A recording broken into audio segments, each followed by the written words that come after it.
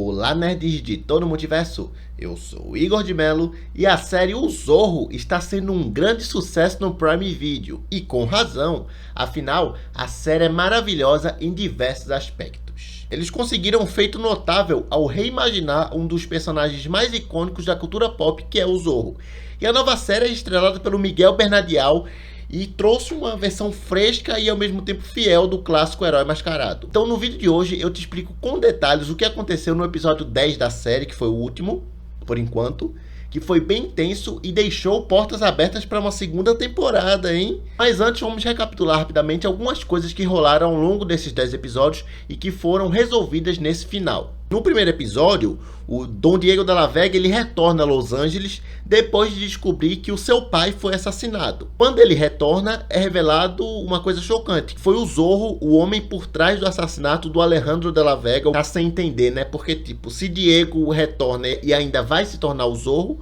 como é que foi o Zorro que matou o pai dele? E aí que vem uma coisa bem interessante que eu achei dessa série. O Zorro aqui, ele é um legado que é passado de geração para geração entre os indígenas. E aí na cena de abertura da série nós temos o Dom Alejandro sendo atacado em sua fazenda por homens encapuzados.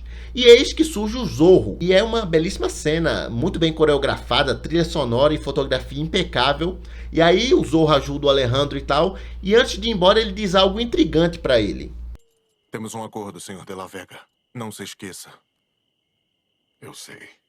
E após ir embora, o Alejandro volta para dentro de casa e lá dentro tem mais uma figura encapuzada e pá, mata o cara. Só que isso ninguém viu. O que todo mundo viu foi a fazenda de la Vega sendo atacada e depois o Zorro saindo de lá e o Dom Alejandro foi morto. Então a culpa vai para o Zorro. Sendo assim, o governador Pedro Vitório ordena ao capitão Monastério que casse o Zorro e o mate-o. E aí ele tenta fugir e tal, mas se vê cercado e entra numa igreja. Só que aí os soldados vêm de todo lado e cercam o local também. E aí o governador manda eles incendiarem a igreja. E aí o Zorro sucumbe e é morto por isso. E aí o governador ordena que o corpo dele seja pendurado como uma mensagem. E aí a tribo do qual o Zorro pertencia posteriormente recupera seu corpo e realiza os ritos finais, invocando os espíritos para escolher a próxima pessoa a assumir a máscara. Uma das candidatas principais é a Nalin, que é a irmã do Zorro que foi assassinado. Ela está possessa de raiva. Só que o destino tinha outros planos, porque 6 meses depois, Dom Diego de la Vega retorna para Los Angeles e aí ele reencontra o Bernardo, o melhor amigo mudo do seu pai e capataz da fazenda. O Bernardo, que de longe é um dos melhores personagens dessa série. Ele é interpretado pelo Paco Tours, fez o Moscou lá na Casa de Papel e tá perfeito nesse personagem. E aí o Bernardo mostra a Diego um jornal que diz que foi o Zorro que assassinou seu pai. No entanto, isso era uma mentira. Bernardo leva o Diego para o esconderijo secreto do seu pai e diz que de la Vega foi morto por bandidos encapuzados e não pelo Zorro. Inclusive, você conhece quem foi o Zorro da vida real? O homem que inspirou o clássico Cavaleiro Mascarado? E não foi só um, sabia? Então confere esse vídeo que eu vou deixar aqui nos cards onde eu te conto tudo. E agora vamos continuar. E aí a trama se complica ainda mais com a revelação de que a irmã do antigo Zorro, a Nalin, está possessa querendo assumir o manto que era de seu irmão. No entanto, os espíritos escolheram Diego para ser próximo a carregar a máscara e não ela. E aí ela acredita que foi traída e fica revoltada, junta um grupinho lá de revoltados e começa a fazer uma anarquia, porque ela não aceita Diego como Zorro, porque ele é um homem branco, estrangeiro e fazendeiro que não tinha ideia da situação dos nativos. Os fazendeiros era a principal causa dos problemas dos indígenas também. E aí que começa o conflito dos próximos episódios, porque aí ela rouba o uniforme do Zorro e assume o manto também. Só que os seus métodos são muito violentos e questionáveis. E isso levanta dúvidas sobre a sua verdadeira missão. A missão do Zorro é proteger os fracos e oprimidos, e não sair fazendo um monte de besteira por aí. E ocasionalmente, nesses episódios, tem momentos que ela e Diego trabalham juntos, porque eles viram o Zorro ao mesmo tempo. É interessante isso. Mas mesmo quando trabalhava com ele, ela acabava fazendo algo que separava eles depois. Porque enquanto a Nalin queria todos os espanhóis ricos mortos, o Diego era contra matar. Então ficou esses dois Zorros agindo ao mesmo tempo. Tinha o Zorro que matava e fazia coisas reprováveis, que era a Nalin, e o Zorro que apenas fazia o certo, que era o Diego. Mas o público demorou a descobrir que tinha esses dois. Para eles era uma pessoa só. E aí tem momentos que a Nalin faz uma coisa e o Zorro Diego é que leva a culpa. É maior confusão. Enquanto isso, ao longo da temporada, o Diego também usa o Zorro para tentar descobrir quem foi que matou seu pai. E vira uma missão dupla. Inicialmente ele se tornou o Zorro apenas para vingar a morte de Dom Alejandro, mas depois ele passou a proteger os indefesos, que é a causa do Zorro, sempre foi, né? E aí no desenrolar da trama, se descobre também sobre uma sociedade secreta que é o tal Clã dos Ursos, do qual Alejandro fazia parte. E aí o Diego também tem conflitos amorosos com a Lolita, que é a pessoa que ele ama. Mas só que ela tá muito brava com ele, pois ele foi embora anos atrás e a deixou. E nesse meio tempo ela seguiu com a vida e noivou com o Capitão Monastério. E quando retorna, Diego queria recuperar o amor dela, só que ela já estava noiva. Só que ele tinha uma chance de impedir que ela casasse para ficar com ela, porque ela também o ama. Só que ao longo dos episódios ele abdica disso porque ela poderia se tornar um alvo de seus inimigos. E aí ele mesmo a convence a se casar com o Monastério. É uma cena bem emocionante, ele abrindo mão da mulher que ama em prol da sua missão como herói. E aí o vilão aqui, fora o tal do Clã dos Ursos, o governador Pedro Vitório, que vai aos extremos para conseguir o que quer. Que ao longo dos episódios a sua ambição foi tanta que ele acabou sendo morto por um aliado. Ele ia passar a perna no cara, mas foi ao contrário. E o interessante é que o Capitão Monastério, ele não é vilão. No início, ele fez sim algumas coisas questionáveis, ele fez isso para cumprir ordens do governador. Tanto que, quando era para fazer uma coisa que ele achava errado, ele até hesitava. Isso começou a criar uma desconfiança no Pedro Vitório, porque ele queria uma pessoa malvada como ele para fazer as coisas erradas, só que o Monastério não queria. Então, depois da morte do Pedro, ele assume o papel de governador e ele vira uma pessoa justa. Ele não sai por aí fazendo coisas reprováveis. E é isso que eu amei no personagem. Eu achei que ele ia ser vilão, mas não, ele termina a série como alguém honrado. Tanto que em dado momento até o próprio Diego se une a ele para conseguir vencer o Clã dos Ursos. Mas claro, sem Monastério saber que ele é o Zorro. Falando nisso, a Lolita é uma personagem muito interessante também, porque aqui ela não é uma donzela em perigo.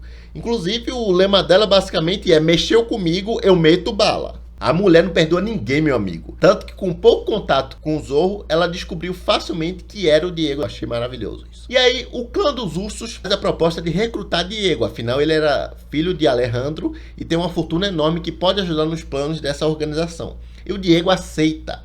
Claro que eles também não sabiam que ele era o Zorro. Inclusive, uma das missões do Clã do Urso é matar o Zorro. E aí o Diego aceita porque ele tem a ideia de destruir o clã por dentro. E aí, no clímax da série, o clã dá um mês para o Diego matar o Monastério, que tinha virado governador após a morte do Pedro Vitório. Eles queriam matar esse novo governador, porque o governo já estava fraco, né, que o antigo foi morto. E aí, se o novo governador em pouco tempo fosse morto também, tudo ia ficar um caos e aí eles iam assumir o controle de tudo. E aí, no decorrer da série, o Diego também consegue provas que o pai da sua amada Lolita era do Clã dos Ursos e foi ele que tinha matado Alejandro, que era seu melhor amigo. E aí ele investiga e depois de ter a certeza, entre aspas, foi aplicar um castigo no homem por ter matado seu pai. Mas aí que vem a surpresa. Não era o pai de Lolita que matou Alejandro, e sim a mãe dela. E essa mulher também fez coisas horríveis. Ela é uma das líderes do Clã do Urso. E aí, para acabar com isso de uma vez por todas, o Diego bola um plano que eu achei maravilhoso. Ele pede a Lolita para fazer um baile de máscaras e entra lá vestido de Zorro e tira a máscara na frente de todo mundo. E eu fiquei tipo: what? Mas como era uma festa fantasia, ele só estava fantasiado, sacou a esperteza? E aí lembra que o Clã dos Ursos queria que ele matasse o Monastério?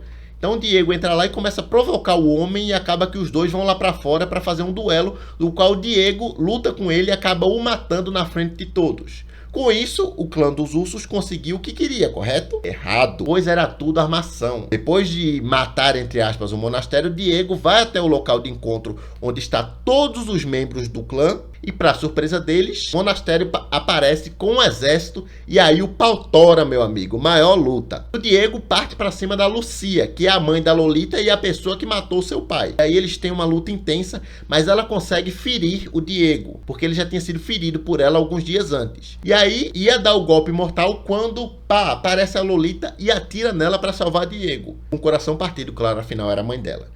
E aí a Lucia é presa e tal, e a Lolita diz a Diego que se afaste de sua família, pois ele só traz desgraça. Mas antes diz a ele que o segredo do Zorro está a salvo. E aí nos minutos finais da série, novos mistérios surgem, Porque o Diego também descobre ao longo da temporada informações sobre o tal do Vander Wien, que mora lá em Nova York e tem conexões com Lucia e tudo isso que aconteceu. Inclusive a Lucia não fica muito tempo presa não, porque a Karina, que foi a pessoa que matou o governador Pedro Vittório, foi até a casa dos pais de Lolita, teve um caso com o pai dela e depois o matou enquanto ele estava bêbado e vulnerável. E pelo que dá a entender, a morte dele vai ser dada como suicídio, dado que ela aproveitou a situação de pai, ele estava triste, coração partido depois com o que Lucia fez, e aí ele se matou. E aí ela também faz com que Lucia fique livre para que eles continuem seus planos nefastos. E aí o Diego quer saber mais sobre o tal do Vander Wien, então ele decide visitá-lo lá em Nova York.